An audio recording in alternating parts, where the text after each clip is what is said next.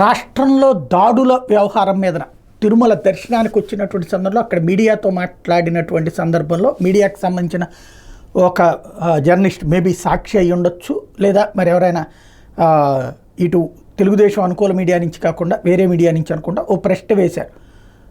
ఏదైతే గతంలో తెలుగుదేశం వాళ్ళ మీద దాడులు అంటున్నారు, ఇప్పుడు వైఎస్ఆర్ కాంగ్రెస్ పార్టీ వాళ్ళ మీద లేకపోతే కనుక దాడులు పెద్ద ఎత్తున జరుగుతున్నాయి రాష్ట్రంలో, దీని మీద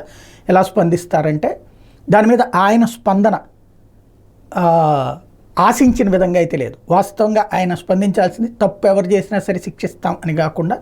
దొంగ నరుస్తున్నట్టుంది, ఇది తప్పులు చేసినటువంటి వాళ్ళని వదిలిపెట్టేది లేదు,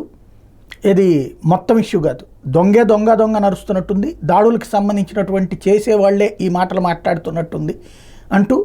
శాంతి భద్రతలు కాపాడే విషయంలో కఠినంగా వ్యవహరిస్తాం, అదే సందర్భంలో ఎవరైతే